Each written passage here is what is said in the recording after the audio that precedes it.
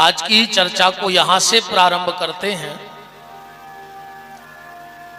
Station पर एक महात्मा जी माला कर रहे थे। उसी समय एक गाड़ी रुकी। ब्रिटिश हुकूमत थी उस वक्त, अंग्रेजी शासन था। तो एक अंग्रेज निकला ट्रेन से और जब स्टेशन के बाहर आया तो महात्मा तो बैठ के माला कर ही रहे थे। अंग्रेज ने कहा, ए बाबा जी, ये क्या कर रहे हो? और ये तुम्हारे हाथ में क्या है? लकड़ी का गोल गोल, ये क्या काट के बना लिया इसको? महात्मा ने कहा, जानना चाहते हो कि ये क्या है? बोले हाँ। वो बंदूक टांगे तो महात्मा ने कहा, तुम्हारे कंधे पे ये क्या है? अंग्रेज ने तपाक से कहा, ये हथियार है। महात्मा ने कहा, तो ये मेरा हथियार है। ये माला क्या है? साधु की हथियार। कबीर दास जी ने एक साखी में कहा भी है, माला मन से लड़ परी तू का छाड़त मोय, अब बिना शस्त्र के सूरमा लड़त न देखो कोई। ये वैष्णव का हथियार है माला। काम, क्रोध, लोभ, मोह, मत्सर, दंभ, अहंकार, पाखंड, ईर्षा, अगर इनसे लड़ना है तो हथियार तुलसी की माला जरूर होनी चाहिए। अंग्रेज ने कहा, ये तुम्हें किसने दी माला? तो महात्मा ने कहा, तुम्हें बंदूक किसने दी? अंग्रेज बोला कि हमें सरकार ने दी है। महात्मा हंस के बोले, अगर तुम्हें तुम्हारा हथियार सरकार ने दिया है तो हमें माला सांवरे सरकार ने दी है। ये हमें अपनी माला सांवरे सरकार ने दी है। अंग्रेज ने कहा, तुम्हारा हथियार क्या कर सकता है? ये तुम्हारा हथियार क्या कर सकता है? तो महात्मा ने फिर जवाब किया, तुम्हारा हथियार क्या कर सकता है? अंग्रेज बोला, देखना है हमारा हथियार क्या कर सकता है। उसने कंधे से निकाली बंदूक, पेड़ पर बैठी थी चिड़िया, चढ़ाया घोड़ा, निशाना साध के मारा, चिड़िया नीचे गिर गई। बोले, देख लो हमारा हथियार ये कर सकता है। अब बताओ तुम्हारी माला क्या कर सकती है? तुम्हारा हथियार क्या कर सकता है? महात्मा उठे, अपने राम का किया दर्शन, माथे से लगाई माला और जोश मरी हुई चिड़िया पे रखी। चिड़िया फर्र से उड़ गई। बोले, हमारा हथियार ये कर सकता है।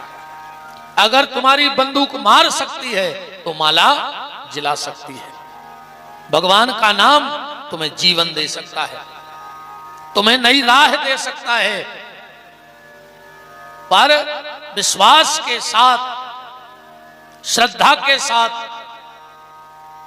अगर भगवत नाम में हमारी रुचि हो जाए, और शास्त्र तो यहां तक कहता है कि जिसकी 4 चीजों में श्रद्धा नहीं है वो कभी गोविंद को पा नहीं सकता है।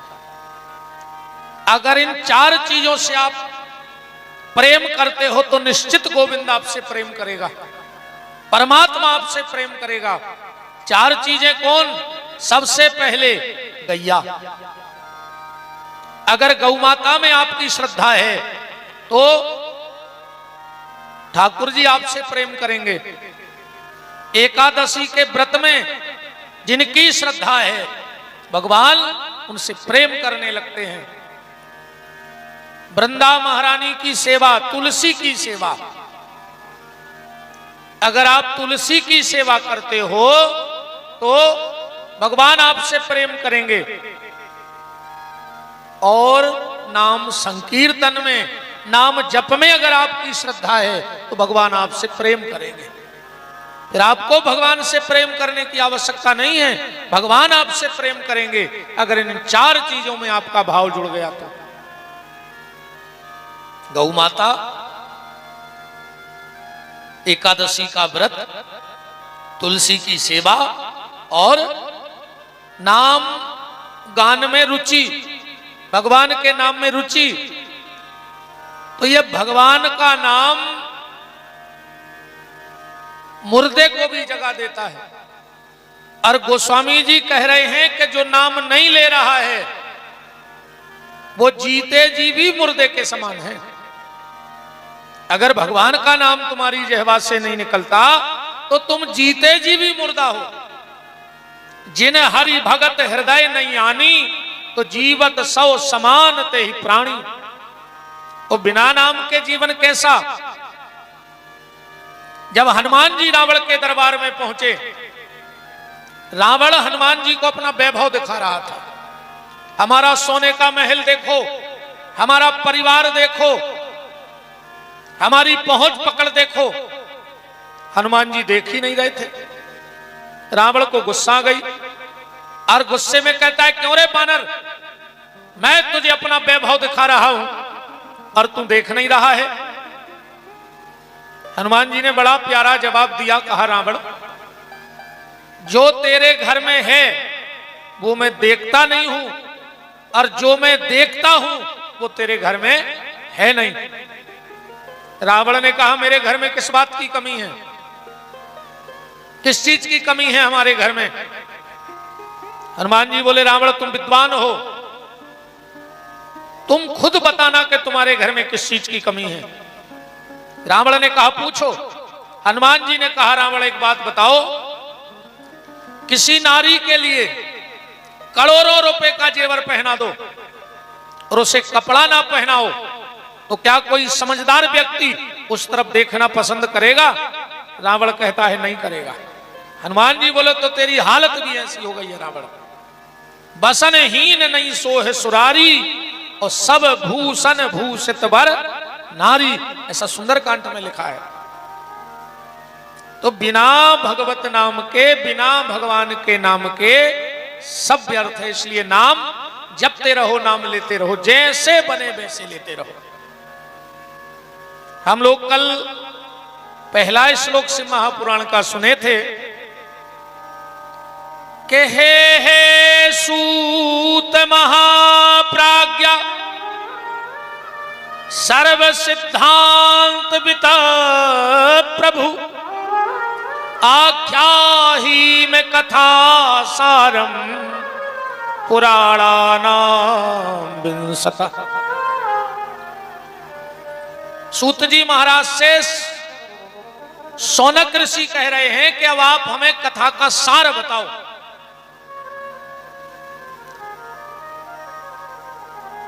दुनिया की बातें छोड़ दो, आप तो हमें अब सार बताओ।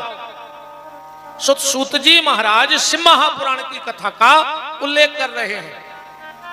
और कल हमने आपको बताया था, अश्वमेधम कृतम, चाहे अश्वमेध यज्ञ कर लो और चाहे जीवन में एक बार घर में शिव महापुराण की कथा सुन लो।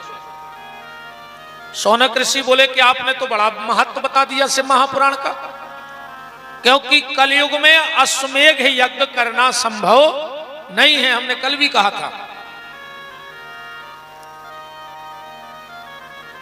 12 ज्योतिर्लिंग, सप्तपुरी, गंगा, गया, सारे तीर्थ में जाकर के तपस्या कर लो और शिव महापुराण की कथा कर लो।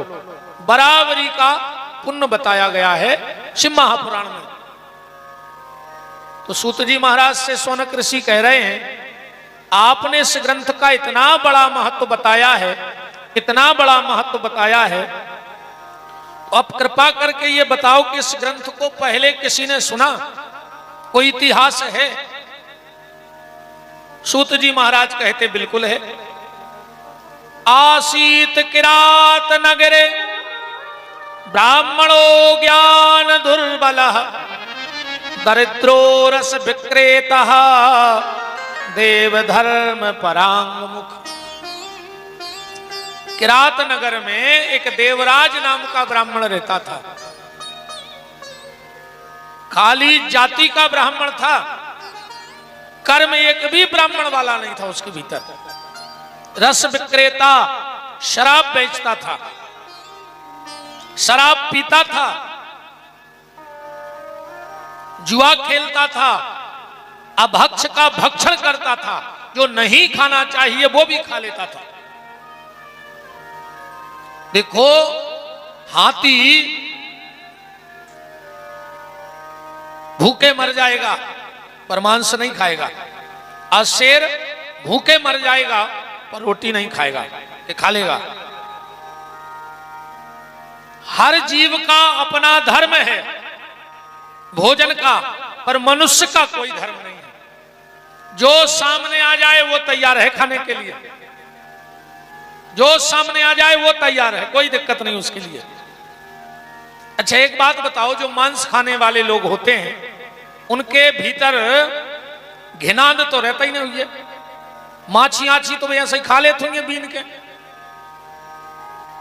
जैसे अपन भोजन करें और उसमें माछी गिर जाए तो फिर भोजन करने की इच्छा नहीं होती। पर जो मांस खाते हैं उनके घर में मच्छर नहीं रहता होगा, इस बात से वो बड़े सुखी रहते होंगे। जहां मिला पकड़ के खा लिया। उनको काय का घिनापन, जब मुर्गा खा गए, बुकरा खा गए, सुंगरा खा गए, तो माछी उनके लाने कौन बड़ी बात है बताओ। भगवान ने इंसान बनाया है तो रोटी खा लो। किसी योनि में लगी थाली नहीं मिलेगी तुम्हारे लिए। अगली बार जाओ तो भगवान से कहना कि ठाकुर जी हमें इंसान मत बनाओ। क्यों? बोले हमें लगी थाली अच्छी नहीं लगती, हमें कुत्ता बनाओ, हमें मांस खाना अच्छा लगता है। अभी इंसान बने हो तो रोटी खा लो, फिर तो मांस खाना ही खाना है अगली योनियों में। रोटी किसी योनि को नहीं मिलेगी। कितना हाथी कितना बड़ा है पर उसके लिए कोई थाली लगा के रखता है। तो देवराज नाम का जो ब्राह्मण था, नाम का ब्राह्मण था, जाति का ब्राह्मण था, पर कर्म से बिल्कुल पतित हो गया था। एक भावती नाम की एक वेश्या के चक्कर में पड़ गया। उस वेश्या ने धीरे धीरे करके और पूरे धन का हरण कर लिया देवराज नाम के ब्राह्मण का। और इतना आसक्त हो गया उस वेश्या में ये ब्राह्मण, किसने अपने माता पिता और पत्नी की तक हत्या कर दी। मां को मार डाला, पिताजी को मार डाला, पत्नी को भी मार डाला।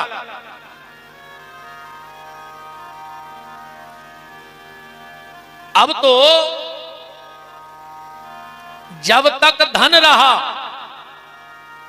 तो वेश्या ने साथ दिया, क्योंकि गोस्वामी तुलसीदास जी ने अपनी ग्रंथावली में लिखा है कि पर धन पर मन हरण में, दूसरे का धन और दूसरे का मन हरने में ऐसी महिलाएं बड़ी चतुर होती हैं। पर धन पर मन हरण में गणिका बड़ी प्रवीण, और तुलसी चतुर वो जानियो जो राम भजन में लीन। जब पूरा धन देवराज नाम के ब्राह्मण का इस वेश्या ने हरण कर लिया तो एक दिन इसको घर से निकाल दिया। अब ना तो मां बची, ना पिता बचा, ना पत्नी बची, ना परिवार बचा और ना संपत्ति बची।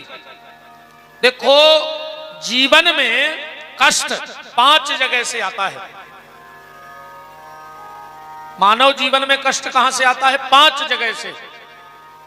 पहला संसार से, दूसरा शरीर से, तीसरा संपत्ति से, चौथा संबंधियों से और 5वां संतान से। सिर्फ 5 जगह से हमें कष्ट मिलेगा जीवन में। संसार, संपत्ति, संबंधी, स्वस्थ और संतान। और उनमें जो सबसे बड़ा कष्ट है वो है औलाद की तरफ से जो कष्ट आवे माता पिता के जीवन में। औलाद के कष्ट में फौलाद जैसा व्यक्ति भी टूट जाया करता है। कितना ही फौलादी क्यों ना हो, पर जब औलाद तकलीफ देती है, जब औलाद कष्ट देती है, तो फौलाद जैसे हृदय वाला भी टूट जाया करता है। चारों तरफ से टूट गया देवराज नाम का ब्राह्मण। प्रयाग पहुंच गया। वेशभूषा बड़ा प्यारा बनाया इसने। और एक मंदिर में गया तो सबने सोचा पंडित जी हैं। अब मंदिर वालों को क्या पता कि पंडित जी का पिछला जीवन क्या रहा है। मंदिर में पड़े रहते, बूढ़े हो गए थे, 2-4 रोटी खाने को मिल जाती। कुछ दिन बाद मंदिर में शिव महापुराण की कथा बैठी। सूत जी महाराज कह रहे हैं कि शिव महापुराण की कथा बैठी और उसी समय इसको बुखार आ गया, ज्वर। अब कोई सेवा करने वाला तो था नहीं, थोड़ा बहुत कुछ पा लेता फलल, मंदिर में ही पड़ा रहता। अभी को मन काहे को कथा में लगे, कथा में सबको मन नहीं लगे। एक बात बताना, किसी महिला की नाक कट गई हो, इतनी एक्सीडेंट में इतनी नाक कट जाए, अब उसको तुम कितनी बड़ी ज्वेलरी की दुकान में ले जाओ, ओके का काम की बताओ। चाहे राजस्थान का सोना हो, चाहे जयपुरी हार हो, कितनी महंगे सोने की दुकान में ले जाओ, पर जिसकी नाक कट गई उसके लिए सोना किस काम का। जैसे नकदी के लिए सोने की दुकान किसी काम की नहीं है, ऐसे ही कपटी के लिए भगवान की कथा भी किसी काम की नहीं है, उसका मन नहीं लगेगा कपटी का। कपटी आदमी कथा सुना ही नहीं सका, कथा में बैठा ही नहीं सका। तुम जबरदस्ती लेवाई लिया हो सो तुम्हें बैठा रख भाग जाए, चाहे फिर वो तुम्हें लेवावे आ जाए शाम को गाड़ी से। हाँ, तुम कितना खेचतान के लेवल आइयो कि चलो 2 मिनट को चलो, तुम्हें तो छोड़ दे, को नहीं बैठ सकता। जैसे नकदी के लिए सोना किसी काम का नहीं है, ऐसे भीतर के कपटी के लिए सत्संग भी किसी काम का नहीं है, वो बैठ नहीं सकता कथा में। कथा में बैठना सबके बस की बात थोड़ी है, पर जो कथा में नहीं बैठत, कीर्तन में नहीं बैठत, मंदिर में नहीं बैठत, भगवान कहते थे नहीं बैठो, अब हम तुम्हें अस्पताल में बैठा रहे हैं हफ्ता को, होते तो बैठो। जो भजन को टाइम नहीं निकालते, कथा को टाइम नहीं निकालते, कीर्तन को अपन को चलो कथा है, हमें यार टाइम ही नहीं आवे, अबे टाइम ही नहीं आ, अबे हमें टाइम ही नहीं आ। वो तो जो अच्छो है कि मौत बता के नहीं आऊ कि हम कल आ रहे हैं, ना आदमी कह दे कि कल ले आयु आ रहा, हमें टेम ही नहीं है। वो तो अचानक मौत आ जाते तो आदमी को समझवे को मौका नहीं मिले। जिनको कथा को टाइम नहीं मिलता, कीर्तन को टाइम नहीं मिलता, भजन को टाइम नहीं मिलता, जो बहुत ज्यादा व्यस्त रहते हैं संसार में, भगवान कहते हैं रुक जाओ बेटा, ये बार तो हमारी गलती हो ही गई कि तुम्हें आदमी बना दो, अगली बार हम तुम्हें ऐसो बना के पहुंचे हैं कि तुम्हें काम ही नहीं रहे। टाइम अगली बार भगवान कहते हैं हम ऐसो बना के भेजे हैं कि तुम्हें काम ही नहीं रहे। बताए अगले जन्म में कावन हो, कुत्ता, बताओ कुत्तों हो का काम है कछु काम? 1% को काम नहीं है कुत्तों हो पूरी जिंदगी में, ये पूरे बेहिया हैं। जो उनको भजन को टाइम नहीं रहते तो, सत्संग में टाइम नहीं रहते तो।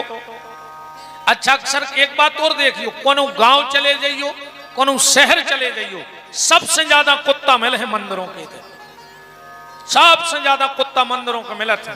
कायसन को याद रहते कि पिछली बार हमें ते आए नहीं थे, सो जागत भाई है ऐसे अब ये बार तो जाई।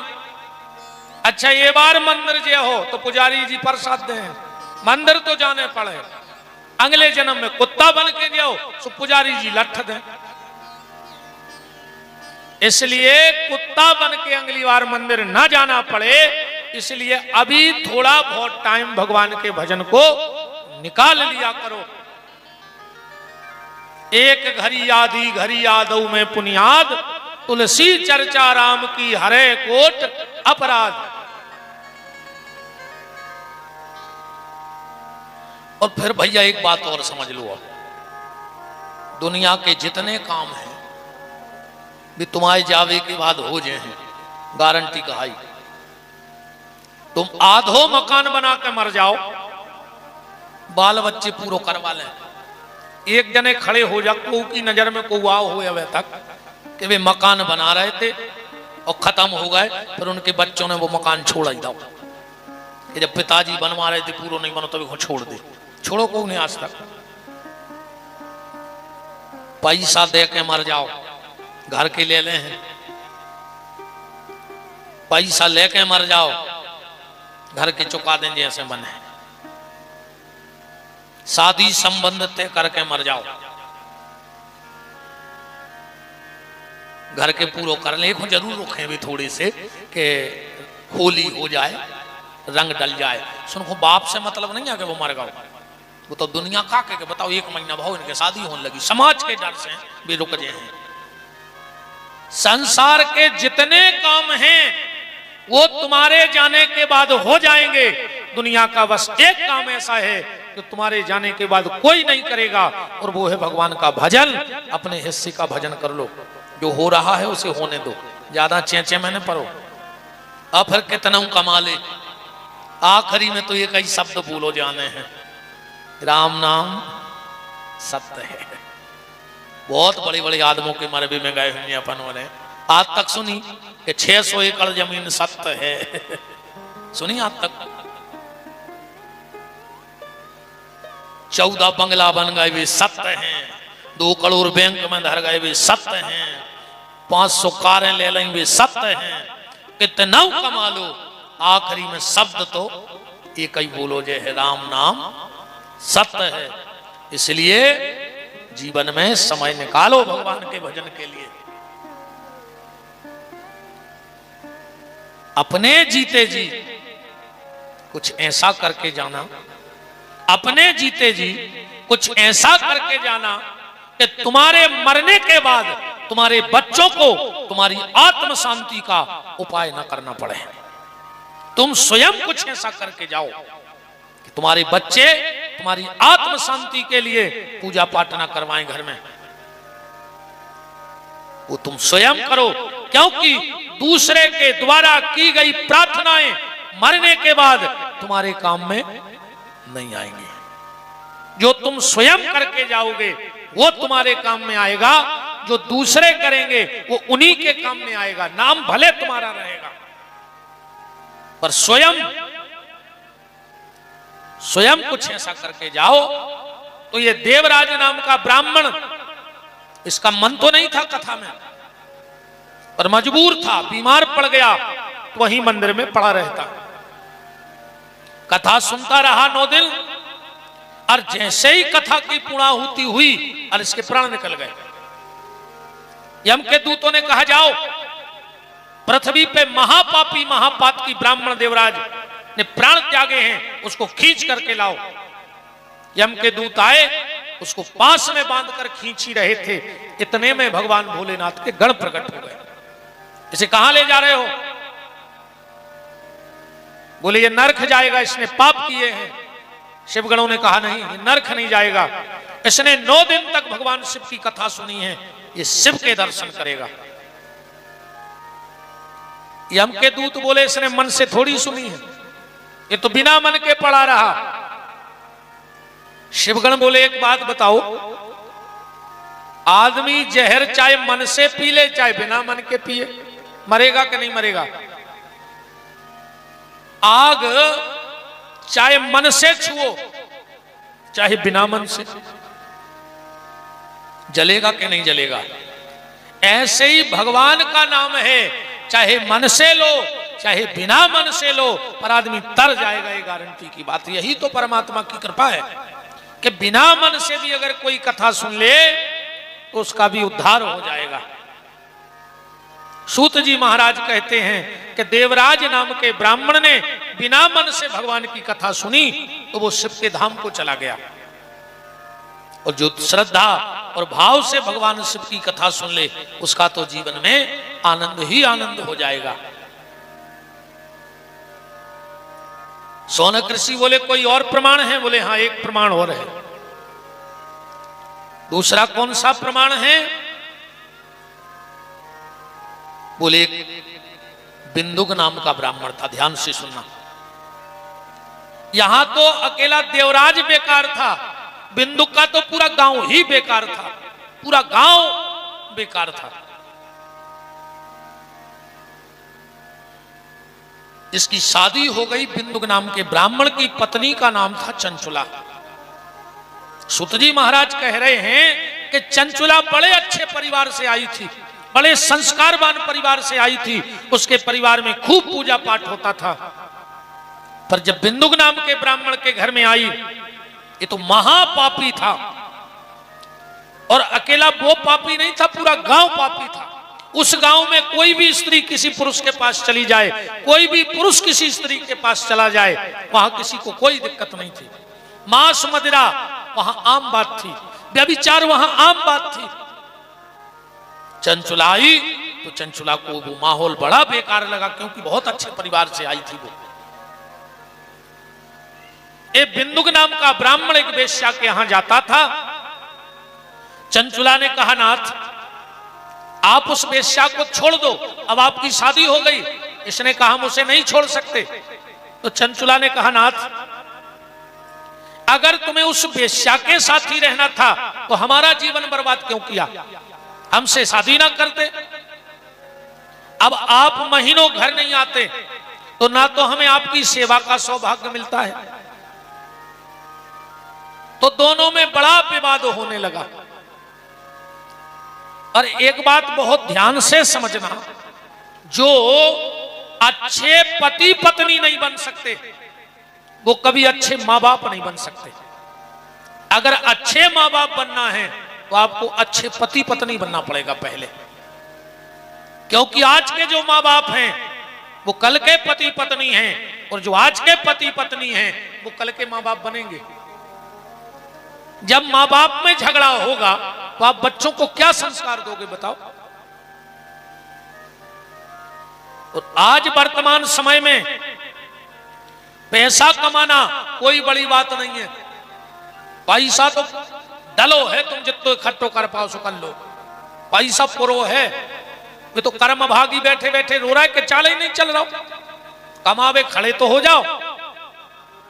पैसा कमाना कोई बड़ी बात नहीं आज के समय में। नाम कमाना कोई बड़ी बात नहीं आज के समय में।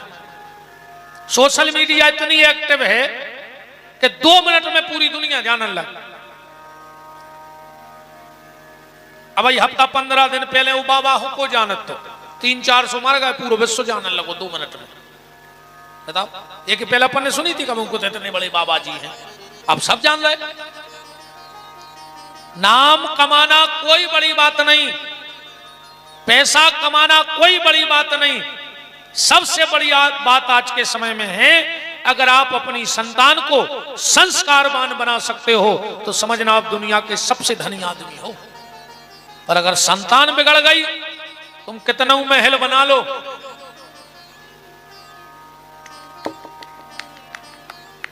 दो पत्तों में सब बारह हो जाए। और अगर जाय आदत पड़ गई तो आदत रात तुम ही बाहरे हो जाओ।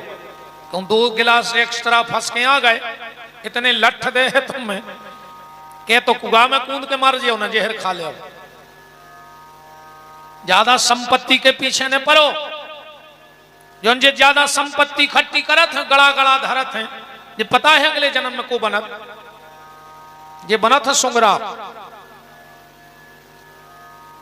अक्सर करके देखियो, तुम ने देखो तो अब देखियो, सुंगरा कबू तुम्हें खड़ो नहीं मिल, जहां खड़ो हुई है उतनी जमीन खोदत है। कासू खबर रहते कि हमने कहूं गड़ा दाओ तो यार मिल है नहीं लाओ, सो पूरी जिंदगी अपनी जा जाता ढूंढत फिर जमीन में खोद खोद कर।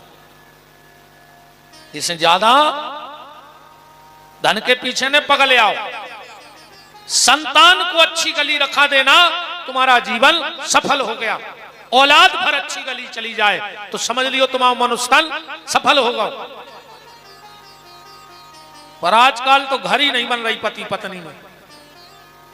10 मिनट को बैठा दे वे लड़ पर, 10 मिनट इकट्ठे बैठा दो, उनमें लड़ाई हो जाए।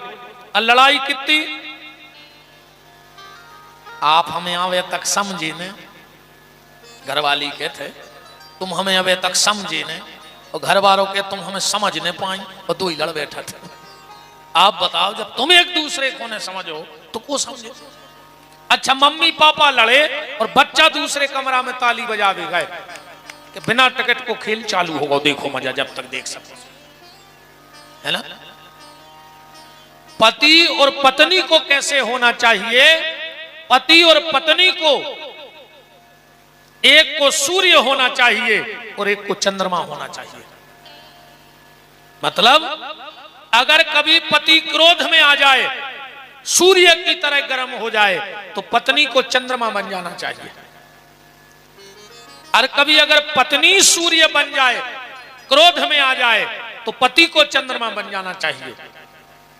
उस गृहस्थी की गाड़ी कभी गड़बड़ नहीं हो सकती जिस घर में पति पत्नी सूर्य और चंद्रमा की तरह रहते हो। पर आजकल हालत जा है, बोले तू चंद्रमुखी मैं सूर्यमुखी, तू चंद्रमुखी मैं सूर्यमुखी, तू मुझसे दुखी मैं तुझसे दुखी, है ना। तू चंद्रमुखी मैं सूर्यमुखी, तू मुझसे दुखी मैं तुझसे दुखी, चलो दो जने छत से कूद जाइए, हम भी सुखी और तुम भी सुखी। वृंदावन बिहारी लाल की जय। देखो भैया, गृहस्थी की गाड़ी जब दोनों पहिए ठीक होंगे तब आगे बढ़ेगी। संत श्री मलूकदास जी कह रहे हैं कि वैष्णव संत अवैष्णव नारी, तो ऊंट बैल की बनी सवारी। एक गाड़ी में ऊंट लगा दे, एक में लगा दे बेलवा, एक तरफ कहां जे है वह गृहस्थी की गाड़ी बताओ। तो पति पत्नी को एक को गर्म एक को ठंडा होना चाहिए। गृहस्थी की गाड़ी गड़बड़ हो ही नहीं सकता। एक पति पत्नी में झगड़ा होगा बहुत भयंकर, बहुत बातें चीते भाई दो जनों में। पत्नी सूर्यमुखी बन गई, पति ने समझ लो कि गड़बड़ हो गई बात, हमने कछु ज्यादा ही डांट दो, अब स्थिति गड़बड़। पत्नी अंदर गई, अलमारी खोली और कपड़ा निकाल के सूटकेस जमान लगी। पति ने देखो कि बात तो ज्यादा बिगड़ गई, अब नहीं रुक रही। अब अगर कछु और कह रहे तो और ज्यादा झगड़ा हुई है। तो पति चुपचाप गया और अपनी अलमारी खोल के अपने सूटकेस में कपड़ा जमान लगो। घरवाली ने देखी कि जे क्या कर रहे, लेकिन तुम क्या कर रहे। पति बोलो तुम क्या कर रहे, बोले हम मायके जा रहे, पति बोलो हम ससुराले जा रहे। बच्चा भी लगे हैं 2-3 दिन से कि पापा चलो मामा का, हम सोच रहे तुम जा ही नहीं, हम भी संगे चल रहे। इतनी कही पत्नी को हंसी आ गई और बोली यही अदा तो तुम्हारी मेरी जान ले लेती है। झगड़ा खत्म होगा, है ना। हो गया झगड़ा खत्म के नहीं। बात ये चल रही है कि जब पति पत्नी में प्रेम होगा तो बच्चों को संस्कार वो दे सकते हैं। और वर्तमान समय में आप अपने बच्चों को बुरी नजर से तो बचाना, तभी जिंगे पेरइयो गड़ा भभूत दवाइयो, बुरी नजर से तो बचाना, पर निवेदन यह है कि बुरी संगत से जरूर बचाना। क्योंकि आज हम बुरी नजर से तो बच्चों को बचा रहे हैं, पर बुरी संगत से नहीं बचा रहे हैं। तुम्हारे संस्कार अच्छे हैं, पर बुरी संगत में अगर तुम्हारी औलाद पड़ गई तो वो गलत रास्ते चली जाएगी। इसलिए कोशिश करो कि बच्चों को बुरी नजर से बचाओ, पर बुरी संगत से भी बचाओ। अगर तुम अपने बच्चों को बचपन में कार नहीं दोगे, घंटे 2 घंटे रोएगा फिर चुप हो जाएगा। अगर बचपन में कार लाके नहीं दे रहे हो तो घंटे 2 घंटे रोएगा, और अगर संस्कार नहीं दे रहे हो तो जीवन भर रोएगा। इसलिए अपने बच्चों को कार दे, खरीदना चाहे ना खरीदना, संपत्ति इकट्ठी करना चाहे ना करना, पर उसको संस्कार और शिक्षा बहुत प्यारी दे देना। चंचुला और बिंदुक में बड़ा विवाद हुआ, खूब समझाया चंचुला ने कि आपसे निवेदन है कि आप उस वेश्या के यहां जाना छोड़ दो। उसने कहा नहीं छोड़ सकते। एक दिन की बात, धीरे धीरे चंचुला भी उसी गांव में उसी कुसंग में पड़ गई, वो भी पर पुरुष का साथ करने लगी।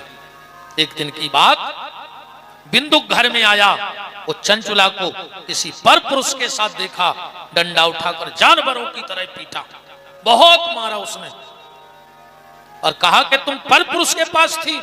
तो चंचुला ने कहा आप भी तो उस परनारी के पास जाते हो, मैं आपको वचन देती हूं आप उस वेश्या का साथ छोड़ दो, हम भी पर पुरुष के पास जाना छोड़ देंगे।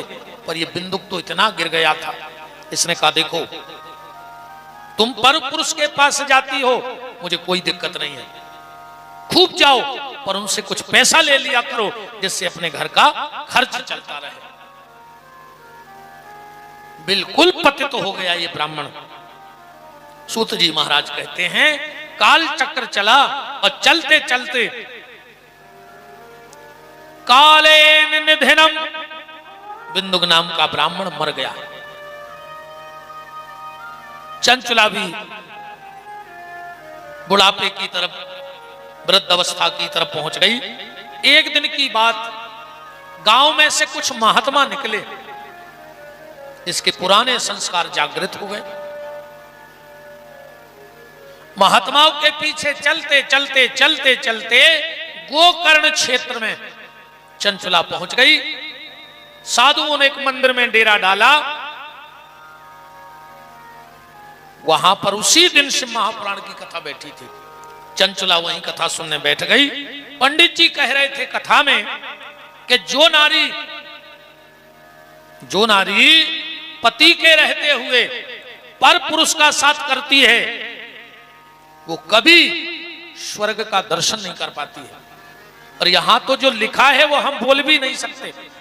आप कभी शिव महापुराण में बिंदुक और चंचला की कथा पढ़ोगे तो रोंगटे खड़े हो जाएंगे। पर व्यास गद्दी की मर्यादा है कि उतना हम बोल ही नहीं सकते, जैसे शब्द इसमें लिखे हैं।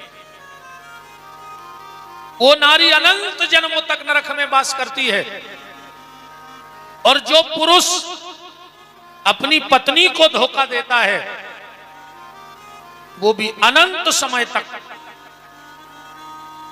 नरक में निवास करता है। पंडित जी पतिव्रता नारी का चरित्र सुना रहे थे और बता रहे थे कि जो पति को धोखा देती है उसको कौन कौन सी यातनाएं नरक में भोगनी पड़ती हैं। चंचला तो बैठी बैठी कप गई। उसे लगा कि ये पूरी कथा सिर्फ मेरे लिए कही जा रही है, क्योंकि ये सब गलतियां मैंने जीवन में की हैं। ये सब गलतियां मैंने की हैं, ये सब मेरे लिए हो रहा है। कथा हो गई। सब महात्मा तो अपने भोजन प्रसादी में लग गए। जैसे ही पंडित जी मंच से उतरे, चंचला तो आके चरणों में गिर पड़ी और कहा महाराज आज आपने जो कथा बताई, देखो एक बात कह दे, बुरा नहीं मानना, लग भी जाए सो हमें ज्यादा दिक्कत भी नहीं हुई, हमें टेंशन नहीं रहती है। खराब लग जाए कल से यहां होने से ज्यादा का कर भाई बैठो ही ना कल से, बिल्कुल नहीं बैठी हो। अर्जुन ने, भगवान कृष्ण ने अकेले अर्जुन को गीता सुनाई थी। भीड़ तो हती होते, एक जनो सुनत रहे बहुत है। नारी के लिए सबसे बड़ा धर्म है पति सेवा, और पुत्र के लिए सबसे बड़ा धर्म है माता पिता की सेवा।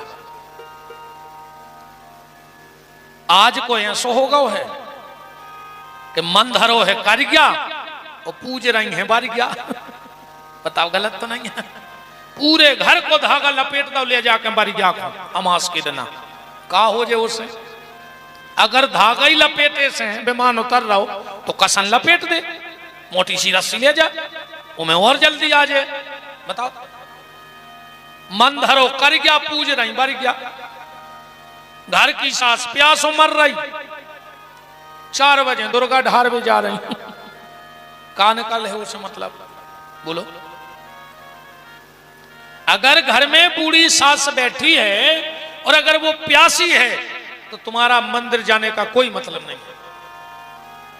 कछु कछु माताएं तो अपने बुंदेलखंड में जा भी कहते हैं, कई जिज्जी ये बार तो बासी दुर्गा ढान ने बासी, माने भगवान सो ही बासी हो जाए। अच्छो करो कि तुम 1 लोटा पानी डाले आई, ना कहो भी सड़ जाती 2-3 दिन में। जब बासी हो सकत तो सड़ भी सकत, नहीं सड़ सकत। बासी दुर्गा ढान ने गाय का तमाशे चले यार। घर वालों घूम को फिर रहा, सुहागलों में चली गई। सुहागला के घोड़े का पर आए, वो रोटी ढूंढ रहा हो कि 2 ही रोटी मिल जाती तो खा के पानी पी लेते। अच्छो तक खा के और शाम को मुट्ठी में चना लेके घरे आ गए कि जे तुम खा ले। वो का घोड़ो आया है, घर वालों का घोड़ा आया है। बताओ, हमें दिक्कत नहीं है, खूब सुहागले करो, पर तन्ना सुहागला को ध्यान रखियो। जो न सुहागले हुए सो सुहागला को रोटी खुआ दियो पहले, बस कि आओ सुहागला तुम रोटी खा लो। कहियो काहे कहियो हमारी सुहागले हैं। गोस्वामी तुलसीदास जी ने कहा है कि एक ही धर्म एक व्रत नेमा, ओ काय वचन मन पति पद प्रेम। माताओं को एक ही धर्म, एक ही नियम है कि वो पति परायणा रहे, पति के चरणों में उसकी प्रीति रहे। और शास्त्र तो यहां तक कहता है, और इसी से महापुराण का लेख है कि जिस लड़के ने जीवन में एक बार अपने माता पिता के चरण धो करके चरणामृत ले लिया है, उसको किसी तीर्थ के जल पीने की आवश्यकता शेष नहीं बची है। उसके सारे तीर्थ हो गए। जिसने माँ बाप के चरण धो के एक बार चरणामृत ले लिया, और जिस पत्नी ने एक बार पति के चरण धो के चरणामृत ले लिया, उसके भी सारे तीर्थ हो गए। पर काहे को लगे, या तो हम बहुत बड़ी बात कह रहे हैं, चरण धोवे की बे पांव नहीं पड़ो चाहत, पांव नहीं पड़त बे। तुमने तो वो हाथ उठा देते जने तो बैठे को परत रोज घरे पांव उठा दे का जने हाथ के हमारे घरे परत है। वो तो जाका रे वो करवा चौथ सो चल गओ। सुसाल में एक दिन अपन को भी लगत के घरे अपनी बेलू है, सुबह पांव पड़ ले साल में एक बार। वो दिन भी पता है कैसे पांव पड़त, कहीं आप अंदर आ रहा है, कहीं काय कहीं हमें पांव पड़ने, वे भी अकेले में पढ़े हैं, सबके सामने घर वाले के पांव नहीं पड़ सका। चंचुला ने हाथ जोड़ के कहा, पंडित जी आपने जो भी बताया वो सब मेरे ऊपर उतर गया, इसलिए आपसे प्रार्थना है। कौन सी प्रार्थना है? आपसे हमारी ये प्रार्थना है कि हमें कोई उपाय बता दीजिए जिससे हमें इस चीज से मुक्ति मिल जाए। अच्छा, एक बात ध्यान से सुनना, लगभग ये मंत्र यहां जितने लोग बैठे सबको आता है। तुम्हें वो माता च पिता, तुम्हें वो बंधु च सखा, तुम्हें वो विद्या द्रविणम, तुम्हें वो सर्वम मम देव देव। पर आप में से कोई ये बता सकता है कि ये मंत्र कहां का है, कौन से पुराण का है, किस अध्याय का है, या कौन से वेद में लिखा है? आता लगभग सबको है। ईमानदारी बताओ, किसी को पता है कि रामायण को आए, जो कि महाभारत को आए, कि भागवत को आए? किसी को पता नहीं है, आता सबको है। ये मंत्र श्री महापुराण के महात्म के अध्याय नंबर 3 के श्लोक नंबर 56वां है। ये किसने किससे कहा? ये चंचुला ने पंडित जी से हाथ जोड़ के कहा कि पंडित जी अब तो सब तुम ही मेरे लिए हो, तुम ही माता, तुम ही पिता, तुम ही सब कुछ हो, पर मुझे इस पाप से मुक्त करा दो। अनजाने में मुझसे हो गया ये पाप। जब चंचुला की ऐसी दीन दशा देखी, पंडित जी ने कहा, माता चिंता मत करो, भगवान भोलेनाथ से प्रार्थना करो कि बाबा कृपा कर दो, बाबा कृपा कर दो, झोली मेरी भर दो, तेरी दया का हम सदा गुणगान करेंगे, तेरा ध्यान धरेंगे, तेरा। बाबा कृपा कर दो, झोली मेरी भर दो, तेरी कृपा का हम सदा गुणगान करेंगे, तेरा ध्यान धरेंगे। बाबा कृपा कर दो, झोली मेरी भर दो, तेरी दया का हम सदा गुणगान करेंगे, तेरा ध्यान धरेंगे। बाबा कृपा कर दो, झोली मेरी भर दो, तेरी कृपा का हम सदा गुणगान करेंगे, तेरा ध्यान धरेंगे। कोशिश करो तना, अगर शरीर हल डुल जाए, अगर प्राण होए तो करो कोशिश। बाबा कृपा कर दो, झोली मेरी भर दो, तेरी दया का हम सदा गुणगान करेंगे, तेरा ध्यान धरेंगे। बाबा कृपा कर दो, झोली मेरी भर दो, तेरी कृपा का हम सदा गुणगान करेंगे, तेरा ध्यान धरेंगे।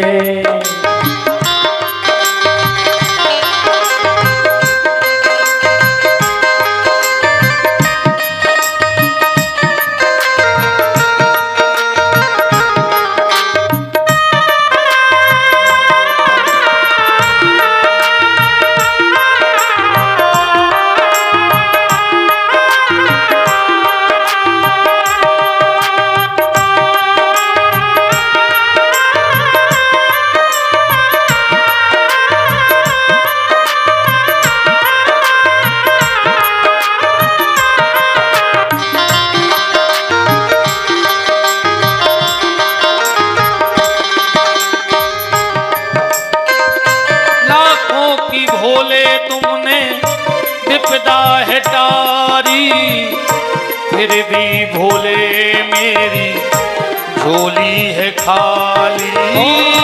लाखों की भोले तुमने विपदा है टारी, फिर भी भोले मेरी झोली है खाली। लाखों की भोले तुमने विपदा है टाली, फिर भी भोले मेरी झोली है खाली। लाखों की भोले तुमने विपदा है टारी, फिर भी भोले मेरी झोली है खाली।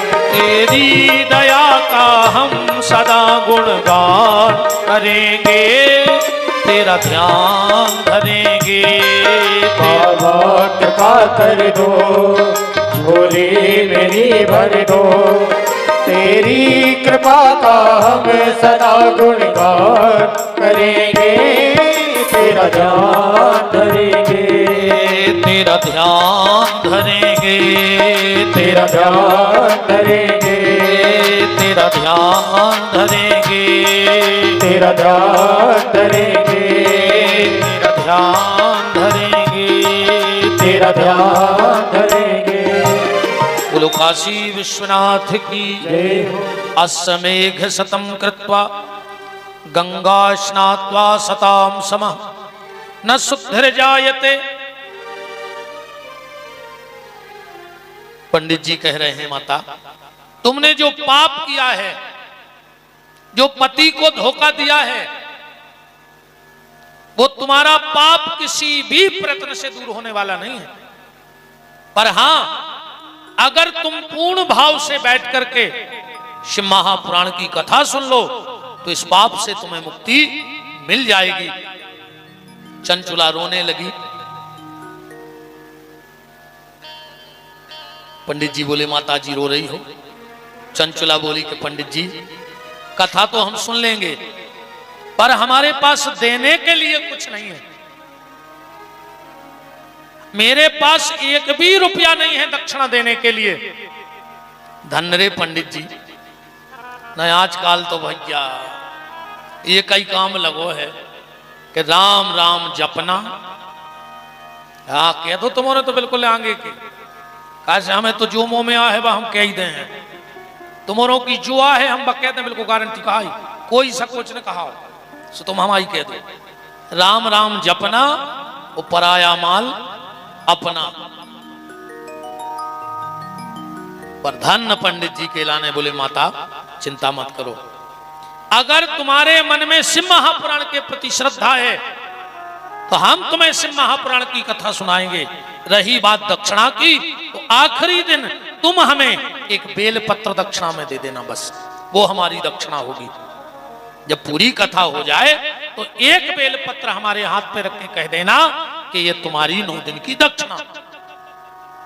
और इसी ग्रंथ में लिखा है कि भगवान शंकर की पिंडी पर 1100 बेलपत्र चढ़ा दो, और शिव महापुराण की कथा में पोथी पर एक बेलपत्र चढ़ा दो, तो 1100 बेलपत्र चढ़ाने का फल व्यक्ति को प्राप्त होता है। इसलिए तो कहते जब भी कभी भागवत की कथा में जाओ तो तुलसी का पत्ता लेके जाओ, पर अगर शिव महापुराण की कथा में जाओ तो एक बेलपत्र लेके जरूर जाओ, और ग्रंथ तक बेलपत्र जरूर पहुंच जाए। एक बेलपत्र चढ़ा दो और चाहे 1100 बेलपत्र भोलेनाथ को चढ़ा दो, एक सा फल कहा गया है। अब तो चंचुला कथा के लिए बैठ गई।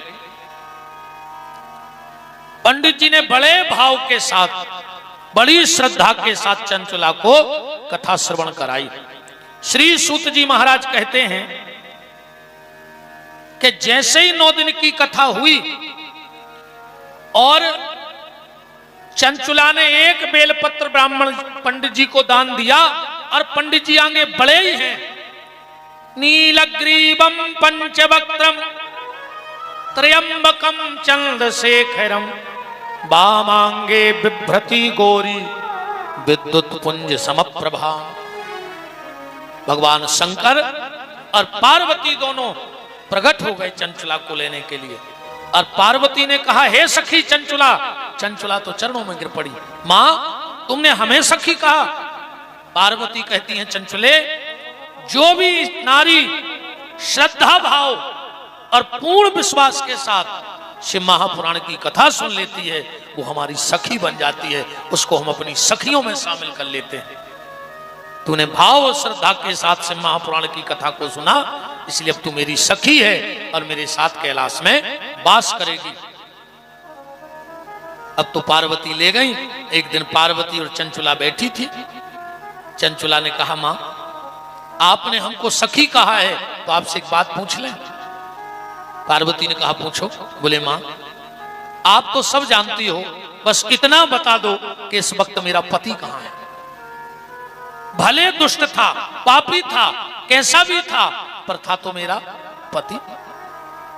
और इस बात से एक बात समझना, मति और श्रीमती, बात को पकड़ना कथा में से।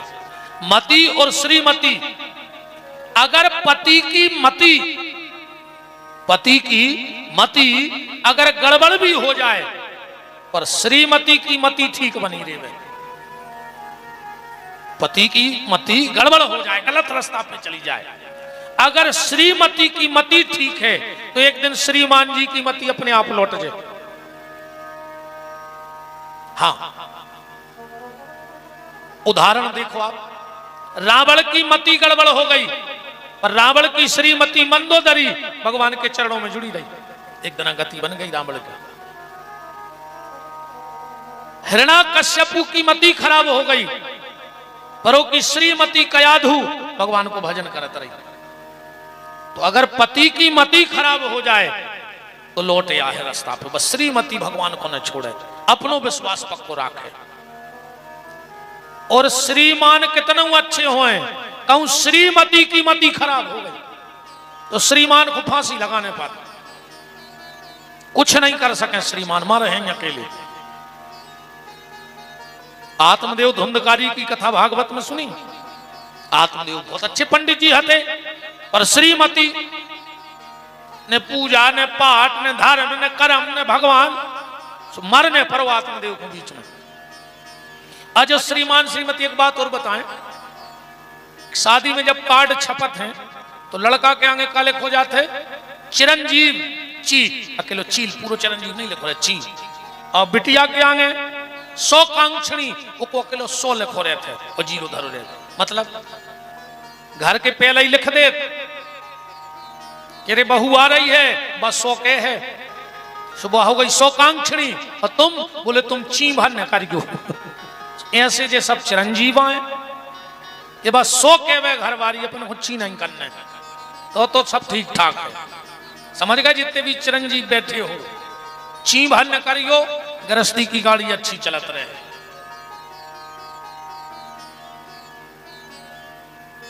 अब श्रीमती बहुत ध्यान से सुन लेना, 2 गलतियां घर की आज से सुधार देना। जिस व्यक्ति के मिटने का समय आता है भगवान के घर से 3 साल में वो परिवार मिट जे है, गारंटी कहाई तुम जे 5 काम अपने घरे करने लगी अगर हमारी बात पर विश्वास नहीं हुए तो। जो हम मना कर रहे वे तुम 5 काम चालू कर दियो घर में, तुम 3 साल में बर्बाद हो जाओ। पहला काम बिस्तर पे बैठ के भोजन नहीं करना कभी। सोने वाले बिस्तर पे बैठ के कभी भोजन नहीं करना चाहिए। उस परिवार पे भयंकर विपत्ति आती है जो संभलाए नहीं संभलती। सोने वाले बिस्तर पे न बच्चों को भोजन देना न परिवार वाले भोजन करना, क्योंकि बिस्तर पे भोजन करता है ब्रह्म हत्या वाला। जब किसी को ब्रह्म हत्या लगती है, गौ हत्या लगती है, तो शास्त्र का मत है कि एक जाति विशेष के लोग होते हैं, वो भोजन खाने आते हैं, नया पलंग बनता है, नया बिस्तर बिछता है, उसी पे नए बर्तनों में उसे परोसा जाएगा, वो खाएगा और पूरा बिस्तर उठा के अपने घर ले जाएगा। पहली गलती ये सुधार लेना, आज के बाद कोई भी बिल्कुल कान पकड़ के जाना कि हम बिस्तर में बैठ के भोजन नहीं करेंगे जिस बिस्तर में हम सोते हैं। अब घेरी फिर रही हो तुम्हारी को, हमें ज्यादा टेंशन नहीं है, अपनों तो समझावे को काम है। अब जब तुम्हारी घेरी फिर रही हो जो तई से लिखा के आए हो जो हम का कर लें बताओ। दूसरा माताओं आप ध्यान रखना एक बात का, कभी भी घर में तुलसी के नीचे बुझा हुआ दिया नहीं रखना चाहिए। दिन में सूर्य का प्रकाश कभी भी तुलसी में से बुझे हुए दिए पे न पड़ जाए। सबसे पहले उठ के माताओं को तुलसी के नीचे से वो दिया उठा लेना चाहिए। उस घर की रिद्धि सिद्धि धीरे धीरे खत्म होने लगती है, उस घर में कलह होने लगता है। और एक बात और हमारी बड़ी मर्यादा में समझ लेना, हमारी सब बहनें हैं, माताएं हैं, बहुएं हैं, बेटियां हैं, पर कुछ बातें कहनी पड़ती हैं। हम बिल्कुल अपनी आंख बंद करके कान पकड़ के कह रहे हैं, माताएं घर में एक गलती कभी ना करें। जितने दिन मासिक धर्म रहे तो कोशिश करें कि आपके घर में जितनी जगह में तुलसी की छाया पड़ती हो उस अवस्था में उतनी जगह में ना जाएं, वरना उस घर का विनाश बहुत जल्दी हो जाता है। मासिक धर्म के समय माताओं को उतनी जगह में नहीं जाना चाहिए जहां तुलसी की छाया पड़ती है। और आज भी कली काल में प्रभाव है, अगर कोई रजस्वला नारी उतने टाइम अगर तुलसी का स्पर्श कर ले तो तुलसी सूख जाती है, और घर में तुलसी का सूखना किसी बड़े संकट की सूचना है। घर की अगर तुलसी सूख गई, बार बार लगाने पे तुलसी सूख रही है, तो समझ लेना तुम्हारे घर में बहुत बड़ी समस्या आने वाली है। आज भी जो लोग इन चीजों को नहीं मानते उनके लिए ये बातें प्रमाण हैं। आज भी अगर पापड़ बन रहा हो और रजस्वला नारी वहां पहुंच जाए तो उस पापड़ का कलर लाल पड़ जाता है। आज भी कलयुग में यह प्रमाण है। इन चीजों का बड़ा प्रभाव है। और हमारी बातें ना मानो तो हम तो आपसे 2-4 बातें कर रहे, बता दो एक व्यक्ति ऐसा बता दो दुनिया में ढूंढ के लाना जिसके घर में जीना के नीचे हौदी बनी हो और उस घर में एक व्यक्ति परमानेंट बीमार ना हो। ढूंढ के ले आना दुनिया में से एक आदमी परमानेंट घर में दवाई पे चल है, जिसके घर में जीना के नीचे पानी स्टोर हो जाए। और विश्वास न हो तो मिटा के देख लियो, जैसे जैसे उस जगह का पानी सूखेगा तुम्हारे घर की दवाइयां बंद होने लगेंगी। ये वास्तु शास्त्र का सबसे बड़ा दोष है। जिसके घर में सोने वाला पलंग अगर आईने में दिखता हो, खड़े हो जाओ, अगर उन पति पत्नी में झगड़ा ना होता हो तो हमारा चैलेंज है उनके लिए। हमारे सोने वाला पलंग कभी घर के आईने में नहीं दिखना चाहिए। कभी भी पलंग को ऐसा लगाओ कि आईने में न दिखे। कभी भी सोने वाले कमरे में पितरों की फोटो मत लगाना भूल करके। उन पति पत्नी में कभी बन ही नहीं सकती है। जिस सोने वाले कक्ष में चाहे बच्चे सोते हों, चाहे बुजुर्ग सोते हों, चाहे युवा, पर सोने वाले कमरे में कभी भी अपने पितरों की फोटो नहीं लगानी चाहिए। ये सबसे बड़ा दोष है। अन्य मानो तो लगा के देख लियो भाई, ऊंची ने मानो तो ऐसी मान लियो, जब बीत जाए जब तो सदा रहो। कभी भी सोने वाले कमरे में कलश नहीं रखना चाहिए। कई लोग सोने वाले कमरे में सेल्फ पे उल्टे बर्तन करके वो दादी, कई घरों में देखे हमने। वो घर में अलग से समस्याएं आती हैं। कभी भी उल्टे बर्तन नहीं रखो चाहिए घर में। अगर सेल्फ पे भी रखे हो तो सीधे रखें, उसमें चाहे 2-2 गेहूं के दाने डाल दो, 2-2 गेहूं के दाने डाल दो, पर कभी भी उल्टा बर्तन घर में नहीं रखना चाहिए। और सोने वाले कमरे में तो विशेष नहीं रखना चाहिए। इन चीजों के बड़े प्रभाव हैं। हमने कई बार कथाओं में कहा है और चैलेंज से कहा है, दुनिया में एक व्यक्ति ढूंढ के लाओ जो दुर्गा जी के मंदिर के बगल में रहता हो और सुखी हो। पूरे संसार में चैलेंज है। माओ कर लो खबर अपने अपने जगह की। दुर्गा जी के मंदिर के बगल में रहने वाला 14 हाथ में कलश से 14 हाथ का गोला बना दो और उसके बीच में रहने वाला सुखी हो। किसी के गांव में तो उठ के खड़े हो जाओ कि हमारे गांव में उनका मंदिर दुर्गा जी के मंदिर से लगा है और वो सुखी हैं, तो बता दो हमारे लिए। इन चीजों का बड़ा प्रभाव है प्यारे। जिसके घर में बेदी खुदी होए, हाँ, जिसके घर में बेदी बनी हुई घर में, वो आदमी परेशान रहे। अगर 3 साल में वो बेदी को साकल नहीं मिल रहा हो तो वो घर की सुख शांति खान लगो परिवार की। अगर बन गई हो तो पुरानी बनी हो तो साल में चाहे एक बार सत्यनारायण की कथा कराइयो, पर वो बेदी के लाने भोजन दियो, पूरा घर चाट जे बतमाओ। इन चीजों का बड़ा प्रभाव है। तो चर्चा कहां चल रही थी है यार? मती और श्रीमती, इतने चर्चा चल रही थी। पत्नी भर भगवान को न छोड़े तो श्रीमान की औकात है कहां जे। एक ना एक दिन उसकी मति लौट फेर के ठिकाने पे आ जाएगी।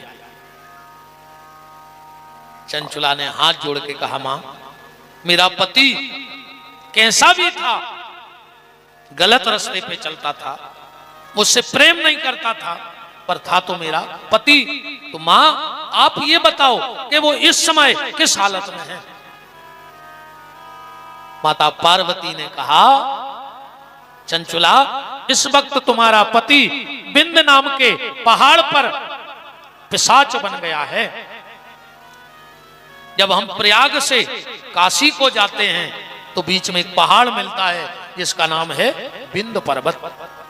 माता, तो मेरे पति का उद्धार कैसे होगा? पार्वती ने कहा, चंचुला, शिव महापुराण की कथा सुना दो। बोले, मां आप ही व्यवस्था करो पर मेरे पति की मुक्ति हो जाए। सूत जी कहते हैं, सोनक ऋषियों, पार्वती ने एक गण प्रकट किया जिसका नाम था तुम्बुरु। कहा, तुम्बुरु, तुम बिंद नाम के पहाड़ पर जाओ, इस चंचुला को यजमान बना लेना और इसके पति को बांध करके कथा सुनाना। वैसे तो सुनेगा नहीं। जाकर के बिंदु नाम के उस महापापी ब्राह्मण जो राक्षस बन गया था, एक खंभे से बांधा और कथा सुनाई। और जैसे ही शिव महापुराण की कथा हुई तो वो भयंकर पिशाच योनि से मुक्त हो गया।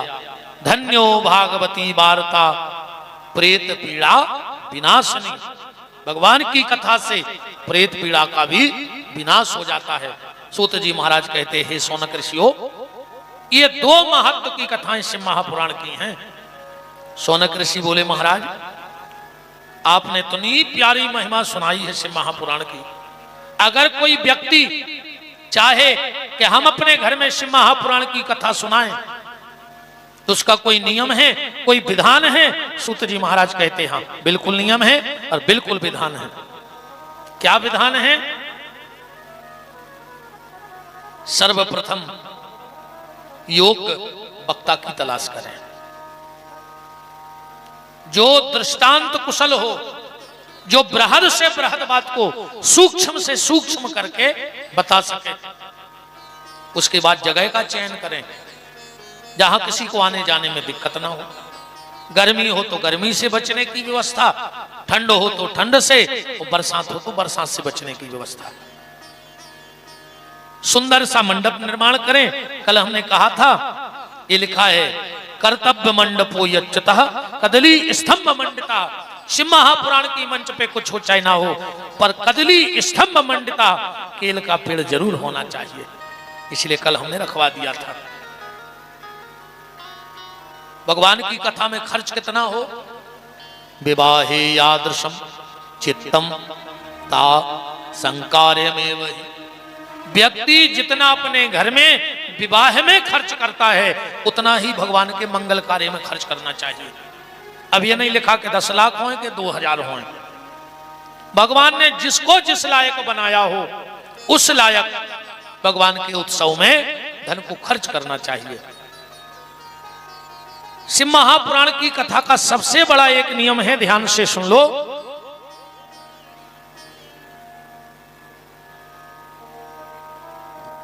शिव की पूजा में सब गलती चल जाएगी, बस एक गलती नहीं करना कभी जीवन में।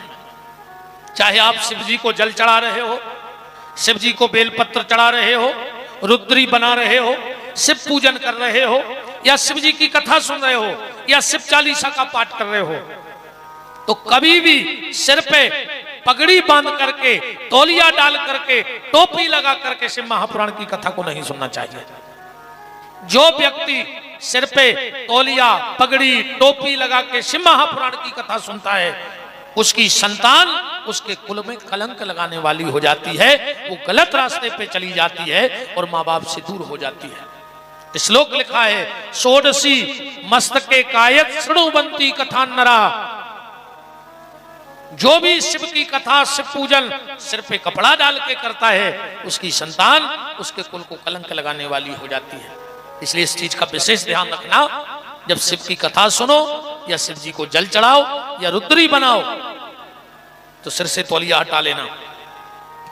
अगर तुमसे कोई कहता भी है कि तौलिया डाल लो सिर पे, फिर पूजा हुई है शंकर जी की, आप जवाब दे देना कि शिव महापुराण के अध्याय नंबर 6 के श्लोक नंबर 43 में ऐसा लिखो है कि जो शिव की कथा, शिव पूजन सिर पे कपड़ा डाल के करेगा, उसकी संतान उसके कुल को कलंक लगाने वाली हो जाएगी। पर जो नियम तुम्हारों को नहीं, सब बातें खोला चले। हाँ, जा बात बहुत जल्दी दिमाग में बैठ जाए इनके। तो पंडित जी कह रहे थे कि शिव मंदिर सिर पे कपड़ा डाल के नहीं जाओ जाए, सो कल से जल चढ़ा देगा, इसको ले तो फिर गांव के कहें अच्छी कथा भाई, है ना। माताओं को 4 जगह कभी खाली सिर नहीं जाना चाहिए, चाहे बिटिया मायके में क्यों ना हो। ध्यान से सुन लेना, 4 जगह कभी सुहागन नारी खाली सिर ना जाए, चाहे वो पिता के ही घर क्यों ना हो। सबसे पहले अगर किसी के हम मरग मौत हुई है और बिटिया मायके में भी बैठने जा रही है, तो सिर पे कपड़ा डाल के जाए, वरना उसके पति को जीवन में बड़ी परेशानी होगी, उसकी स्वास्थ्य की चिंता रहेगी पत्नी को जीवन भर। फिर इसलिए बेटी मायके में भी अगर बैठने जाए तो सिर पे कपड़ा डाल के जाए। दूसरा, जिसके यहाँ शोर सूतक हो, बाल गोपाल भय हो, अगर बिटिया उसके घर जा रही है मायके में भी, या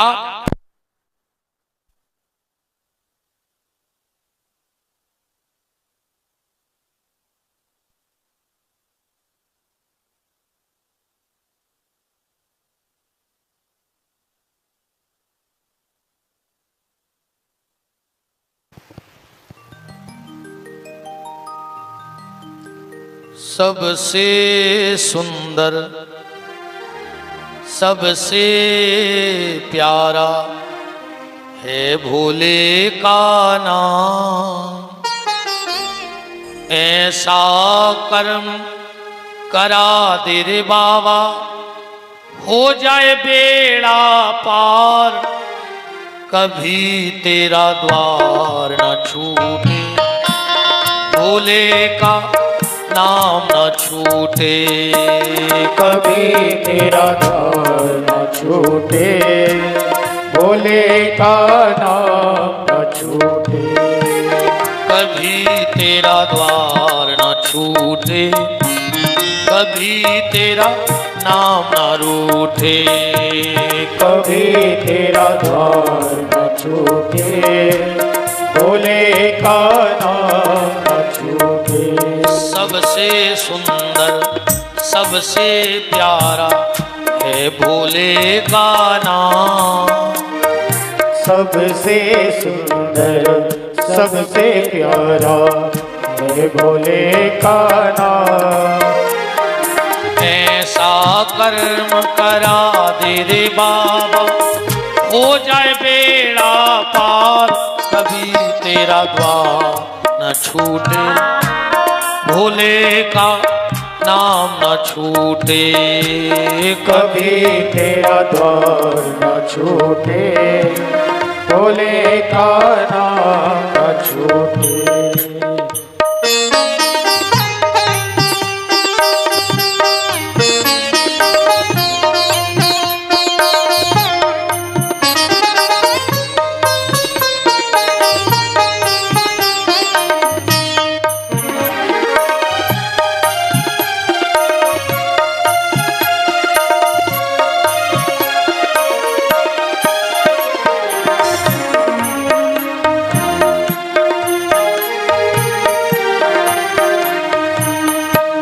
कभी तेरा द्वार न छूटे, कभी तेरा द्वार न छूटे। श्री वृंदावन बिहारी लाल की जय हो, राधा माधव सरकार की जय हो। चार जगह चर्चा चल रही थी कि माताओं को खाली सिर नहीं जाना चाहिए। सबसे पहले जहां मर्ग मौत हुई हो, दूसरा जहां सोर सूतक हो, बाल गोपाल हुआ हो, तीसरा जिस गुरु से तुमने गुरु मंत्र लिया हो, और अगर कभी गुरुदेव तुम्हारे सामने आ जाएं, चाहे वो मायके में क्यों ना हो, तो अपने सिर पे कपड़ा डाल लेना। और चौथा, भगवान की कथा में आप कहीं भी सत्संग में जाओ तो सिर पे कपड़ा जरूर डाल लेना, वरना तुम्हारे हाथ की रिद्धि सिद्धि चली जाएगी। अब विशेषकर शिव महापुराण में कभी भी सुहागन नारी को भगवान के मंदिर में सत्संग में खाली सिर नहीं बैठना चाहिए। पर अब क्या करिए, बड़ी टेंशन को काम है। जो पहले मजाल है कि सिर को पल्लो कंधा पे आ जाए, और आज मजाल है कि कंधा को पल्ला सिर पे चलो जाए। तरक्की तो बहुत करी है देश ने। हाँ, पहले सिर को पल्ला कंधा पे नहीं आ तो, और अब कंधा को सिर पे नहीं जा लो, है ना। और ये पूरी लोगारियां लगी गानों में। बहुत पहले गाना आओ तो ओढ़ली चुनरिया तेरे नाम की, सब ठीक ठाक चल रहा हो तो फिर लोगारिया को लोग एक गाना बन गो कि सर की जो सर से वो धीरे धीरे सत्यानाश हो गई, धीरे धीरे सब सत्यानाशी हो गई। बताओ, पहले बहुत कायदा मर्यादा है तो। हाँ, पहले अगर ससुर बैठो तो बहू निकलत नहीं हती, अगर निकलने पड़े तो बाल बच्चों से कह देती कि दादा से कह दो तना हट जाए, हमें निकलने हैं। आज की बहू अगर ससुर माई को नहीं हो रहा हो तो वे मूड पे लात धर के भमक जाए की। हाँ बिल्कुल, लात धर के उचट के बैठे रहो। अब तुम सब मान मर्यादा की सीताराम। पहले इतनी मर्यादा थी कि अगर खुद को बच्चा गोदी में रखे और बड़ो भैया आ गो तो उठा के नीचे रख देते। बाप तो बाप हो तो कई लोग इन सियानों में ऐसे बैठे हुए हैं, पिताजी तो छोड़ो, उन्हें अपने बड़े भैया के सामने अपने बच्चा गोदी न लाए हुए हैं, जबकि बड़े भैया भी पता है कि आए तो ही के आज के जो भैया हर हैं अस्पताल ही में लाए फिर पप्पू पप्पू माने फुल नकटा हो गए, बेशरम होगा आज को आदमी। मान मर्यादा की सत्यानाश कर दी, कोई मान मर्यादा नहीं बची। देखो एक निवेदन है, बढ़ो प्रगति करो, पर एक मर्यादा की लक्ष्मण रेखा अपने घर में जरूर खींच के रखो। मर्यादा की रेखा अपने घर में जरूर रखो। अगर मर्यादा की लक्ष्मण रेखा नहीं होगी तो जब सीता का हरण हो सकता है तो हमारा आपका क्या हाल होगा। अगर सीता जी लक्ष्मण रेखा ना नापती तो रावण कभी हरण नहीं कर सकता था। इसलिए एक मर्यादा की रेखा हर परिवार में होनी चाहिए, हर घर में होनी चाहिए कि इस मर्यादा के आगे कोई नहीं जाएगा। पर आज कोई मर्यादा नहीं बची, कोई संस्कार नहीं है। शिक्षा बहुत उच्च हो गई है पर संस्कार बहुत नीचे चले गए हैं। वर्तमान में शिक्षा तो बहुत अच्छी हो रही है पर जितने हम शिक्षित हो रहे हैं उतने संस्कारों से विहीन होते जा रहे हैं। और अगर संस्कार और मर्यादा नहीं है तो फिर हम मानव कहलाने के भी अधिकारी नहीं है, क्योंकि जिसमें संस्कार है मर्यादा है वही तो मानव है। आहार निद्रा भय संततित्वम सामानमेतत् पशुभिर नराणम ज्ञानम ही तेसम मधिकम विशिष्टम। ज्ञान ही मनुष्य के पास एक अलग से वस्तु है और अगर हमने उसका उपयोग ना किया तो जीवन का क्या मतलब। तो भगवान शंकर की कथा में सिर पे कपड़ा डाल करके, पगड़ी लगाकर, तौलिया बांधकर, टोपी लगाकर भगवान की कथा को कभी श्रवण न करें। दूसरा नियम ये बताया, वक्ता का चयन हो जाए, जगह का चयन हो जाए, फिर बैठने का। भगवान की कथा में कैसे भी बैठना, जगह पर्याप्त है, व्यवस्था एक नंबर की है। तुम्हें जमीन में बैठने में दिक्कत हो, कुर्सियां भी पड़ी हैं, कैसे भी बैठना, पर कभी ऐसे नहीं बैठना।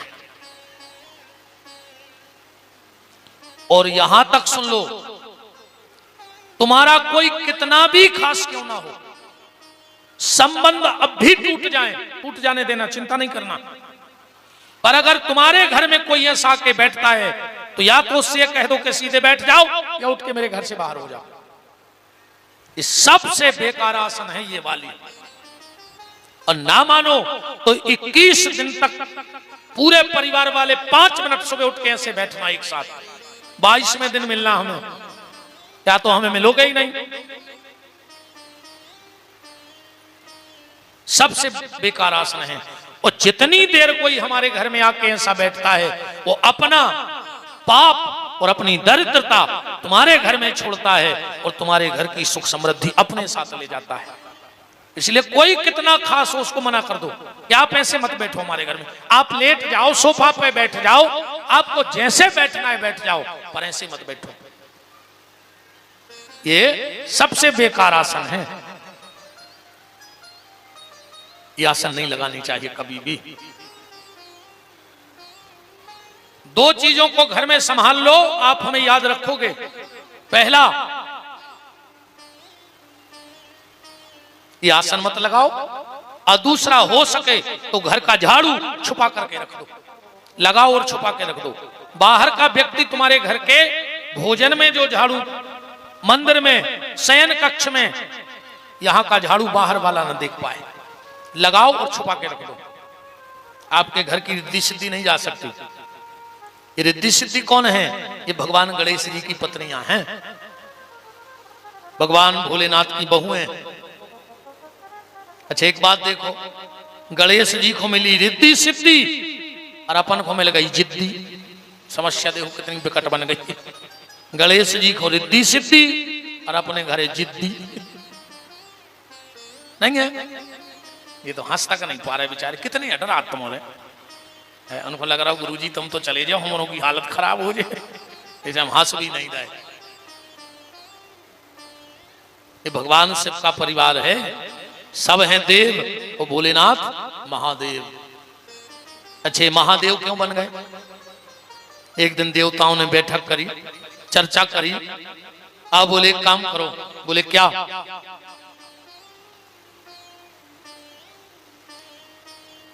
सब रह गए देव और भोलेनाथ हो गए महादेव। क्यों?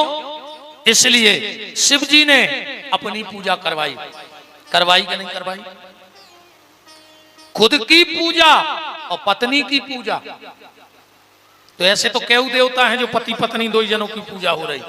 शिव जी ने खुद की पूजा करवाई, पत्नी की दो ही लड़का पुजवा दे। बताओ गणेश जी कार्तिकेय जी कहां नहीं पूजे? ऐसे तो और भी देवताओं के बाल बच्चे पूज रहे, पर शिव जी ने कही अब काम नहीं और आगे चलो। खुद की पूजा, पत्नी की पूजा, दो ही लड़का पुजवा दे, वो दो ही बंगे पुजवा दे। बताओ रिद्धि सिद्धि को नहीं चाहत के हमारे घरे रहे। खुद की पूजा, पत्नी की पूजा, दो ही लड़का पुजवा दे, दो ही बंगे पुजवा दे, और शंकर जी ने दो ही नाती पुजवा दे। बताओ किसके घर में शुभ लाभ नहीं लिखा है ना? शिव जी के पूरे परिवार की पूजा हो रही।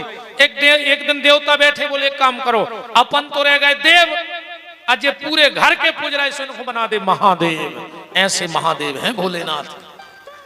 दूसरा कारण महादेव का यह भी है, जिनके अंदर परहित परमार्थ आ जाता है वो देव नहीं, वो महादेव बन जाता है। भगवान शंकर ने जहर पी लिया कि सृष्टि का नाश ना हो। और एक बात और ध्यान से सुन लो, अगर जीवन में कभी सम्मान से जहर भी पीना पड़े तो पी लेना। सम्मान से अगर कोई जहर पिलाए तो पी लेना, पर अगर कोई अपमान करके अमृत भी पिला रहा हो तो ठोकर मार देना। राहु ने अपमान से अमृत पिया तो गर्दन कट गई। भली अमृत पिया पर हुआ तो वहां अपमान था। उस शिव ने सम्मान से जहर पिया तो देव नहीं, वो महादेव बन गए। मान सहित विष खाए के शंभु भये जगदीश, वो बिना मान अमृत पियो सो राहु कटा दो शीश। सम्मान का जहर अच्छा और अपमान का अमृत भी खराब।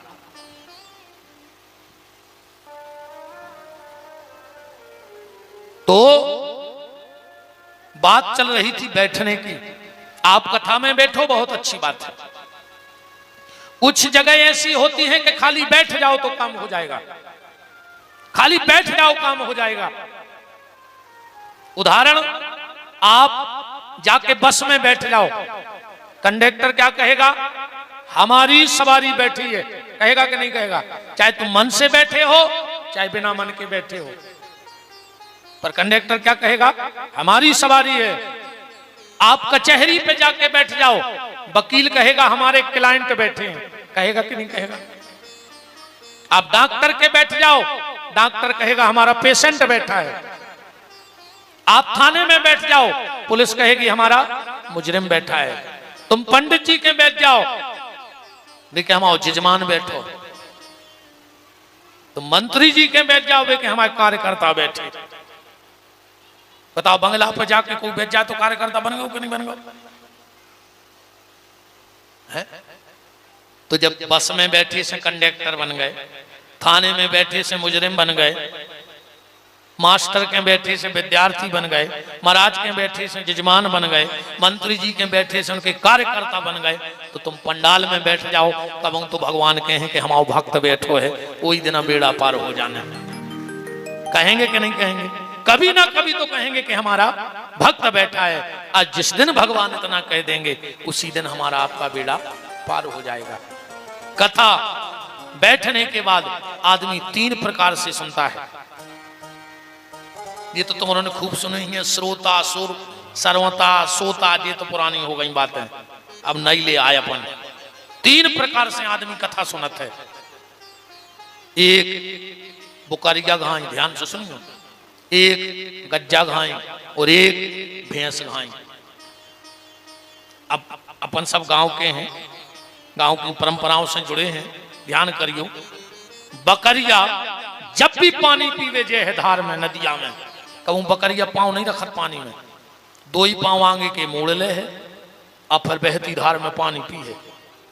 गैया जब भी जे है तो आगे के 2 ही पांव पानी में रखे फिर पानी पिए, और भैंस सबसे पहले भीतर जे है पानी में, वो अच्छो मचे है, सुने खुद के काम को रहे है न दूसरे के काम को। ऐसा ही 3 होते श्रोता। तुम्हारे आ गए गइयों घाई गऊ बन के बैठ गए, 2 पांव कथा में है, आधो शरीर आधो घरे है कि का हो रहा हुज्जे का नहीं हो रहा हुज्जे। अब महाराज मान ही नहीं रहे, घड़ी देख रहे, जल्दी बंद कर देते। मतलब 2 ही तरफ हो, 2 ही पलवों पे बैठे। कछु बुकरियों घाई माइक लगे हैं, दूर बैठे हैं, उनके मुत के फायदा हो जाता। बीच बीच में भी बीड़ी भी पी लेती। बताओ अच्छा बेटा तुम बीड़ी पी पा रहे, बुकरिया को मुंह शांत नहीं रहते, ऐसा ही उनको मुंह शांत नहीं हो जो माइक में ऐसे सुन रहे दूर से। अब बीच बीच में तना जर्दा भी चायने कछु चिलम धरे हुई हैं हर प्रकार के रहे, तो ब्याह बुकारियों घाई और कछु रहते भैंसों घाई।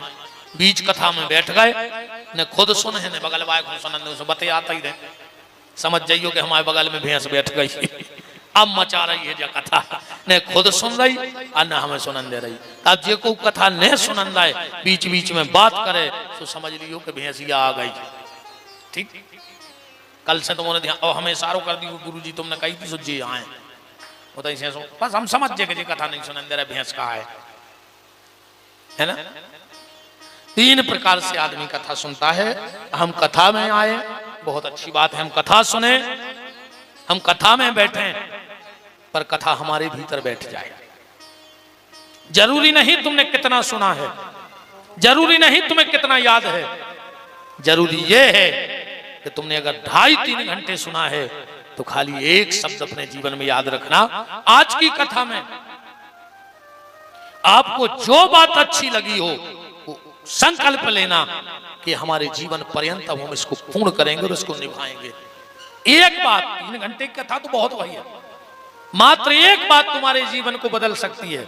हमने कल भी कहा था कि कथा जीवन के रूपांतरण के लिए होनी चाहिए, जीवन के परिवर्तन के लिए होनी चाहिए, जीवन में बदलाव के लिए होनी चाहिए। और अगर जीवन में बदलाव ना आया तो कोई मतलब नहीं। हम लोग जब कथा में आते हैं तो खूब कपड़े बदल बदल के आते हैं कि नहीं आते। अब विशेषकर हमारी जो बहन जी आ रहे, हाँ पता लगे पहले ही बात हो गई जो 9 साड़ी पहले ही चाय ने 9 ही दिन खुआ अलग अलग कथा हुई, चाहे बिल्कुल नहीं हुई, पर पहले 9 साड़ियाँ आवे। अब बाजू वाली पूछ ले दीदी तई की आए कि दिल्ली बम्बई की कीमत चुक गई है ना। हमें कोई दिक्कत नहीं है, भगवान ने खूब दाव है, तो हम के दिन में 9 बदली गो ठाकुर जी ने दाव है। पर निवेदन तो है कि जब कथा में आओ तो कपड़ा बदल के आओ, पर जब कथा से जाओ तो अपने मन को बदल के जाना, तब तो कपड़ा बदलना सार्थक है। वरना कपड़ा बदलते बदलते एक दिन भगवान हमें ये तन बदलवा देगा और ना जाने अगले जन्म में हमें गधा घोड़ा कुकर सूकर क्या बना करके भेजेगा। कथा में आओ कपड़ा बदल के, वो कथा से जाओ अपने मन को बदल के। बात तो तब है जब आज पति देव घरे जाएं और पत्नी से बहुत प्रेम से बोले, वह पत्नी भी सोचे कि बदले बदले सरकार नजर आते हैं ये कई दिन में पता लगा इतनी अच्छी कथा हो रही का है ना। दूसरा, जब बहू जाए तो सास के पांव पड़े, बस सास भी चोटिया लेके देखे कि गरी खुंदोरत तीरे 2 ही दिना में गोड़ों खुंदोरन लगी हो का बदलाव तो आवे। जब सास जावे बहू से बहुत प्रेम से बोले, बहू भी सोचे कि जब फूलन देवी कैसे सुधर गई 2 दिना में, रोज घरे आकर महाभारत करवाती और आज 2 दिन की कथा में घर में रामायण होने लगी। हाँ, जबकि महाभारत ज्यादा हो रहा हो। एक आदमी लड़की देखने गो, पिता अपने लड़का को तो बिटिया से पूछी कि बेटा धर्म शास्त्र के बारे में तुम्हारा कितना ज्ञान है, ग्रंथों के बारे में क्या जानत। वह बोली पिताजी रामायण तो हमने घरे पढ़ ली है, महाभारत तुम्हारे घरे कर दे हैं शादी के बाद रामायण तो हमने पूरी कर ली घर में, अब महाभारत रह गई, सुबह तुम्हारे घर में जाकर करवा दे है ना। और आवे के बाद महाभारत ही तो होता नहीं हो। अच्छा जब आज जी मम्मी हरे जानत नहीं, यही से जब लड़का की शादी होते ध्यान हुई है दरवाजे से जब दूल्हा जाते बारात में तो माँ एक सूपा में बहुत सामान ले आउट है आरती उतार में, बहुत तो बलंगे ले थे बलर का की। पता है वह का करत बजा के थे, बेटा आ जाई तक के हमारे हो पुतरा, लौट के हमारे नहीं रहे हो। माँ से तो ऐसी महामाया मूड पे बैठ के आए कि हम तो तुम्हें लगन लग 2 महीना में बेरी, हमारी ने सुनो हो तुम एक, फिर तो जो मंत्र बहू दे दे सब मंत्र फेल है इन्होंने के मंत्र के आगे। हाँ आदमी सब भूल जात, माँ बाप बहन भैया रिश्तेदार, वो तो फिर आखिरी इनकी चलत है। इनने जो कह दी विधाता की भी लेन मिट जाए, इनकी नहीं मिट सकते। वो लोग गलत कह रहे हो। शादी के बाद रोको माँ बाप को, राम है तो बजो। सासो तीरथ ससुरा तीरथ, तीरथ साला साली है, और दुनिया के सब तीरथ झूठे, चारों धाम घरवारी है। हाँ 4 ही धाम घरवारी है। बताओ तो रे भैया भैया को दुश्मन हो जाते हैं के मंत्रों में, कौन से मंत्र जानत जी, है ना। बड़ी दिक्कत है भैया। निवेदन बस ये है कि कथा में आओ, कपड़ा बदल के वो कथा से जाओ, मन को बदल के जीवन का रूपांतरण हो, जीवन में परिवर्तन आवे, सत्संग से हमारे जीवन में सुधार आवे, तब तो सत्संग का अर्थ है। वरना ऐसे बैठने से कुछ नहीं होता। ऐसे तो अपन कब से बैठ रहे, ऐसा ही बैठत बैठत एक आध दिन गांव भर के अपने घरे बैठ भी आ जाए। बोले काय, बोले राय नहीं है, सुन के बैठ भी जा रहा है। तो जैसे अपन बैठे ऐसे भी अपने घरे बैठे। आप कथा में बैठो अच्छी बात है, पर आपके भीतर कथा बैठ जाए बात तो तब है। उस एक शब्द बैठ जाए, एक शब्द तुम्हारा जीवन बदलने के लिए बहुत बड़ी बात है। पूरी कथा तो जिस दिन आएगी तो आनंद ही आ जाएगा।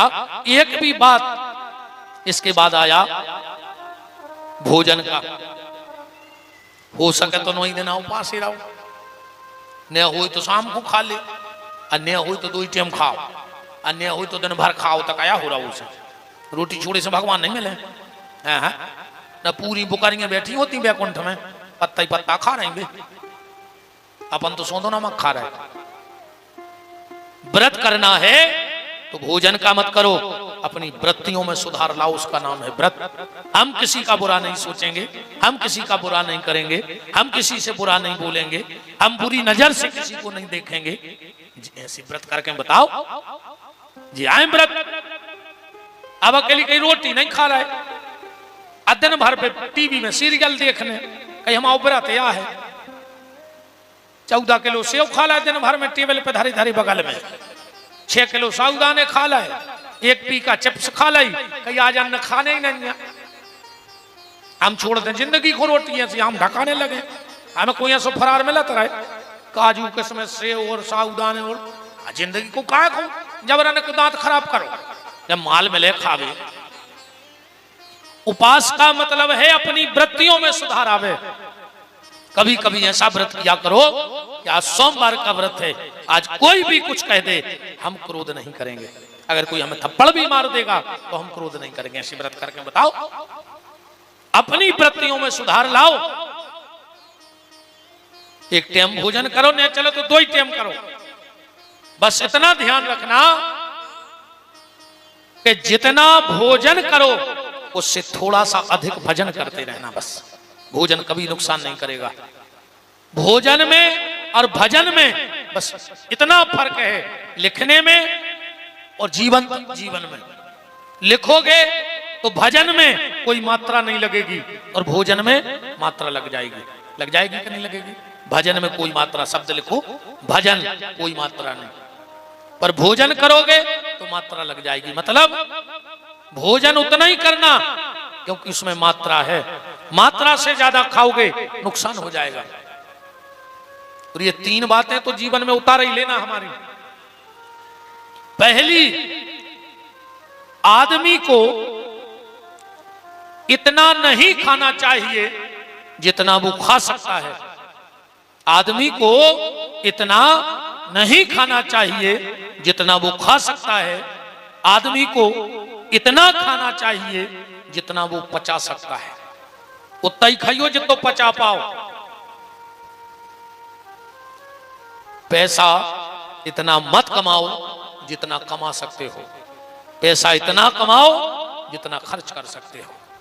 संबंध उतने बनाओ जितने निभा सकते हो, उतने मत बनाओ जितने बना सकते हो।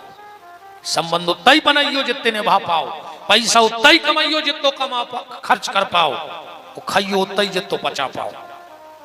ज्यादा खा जाओ नुकसान कर जाए।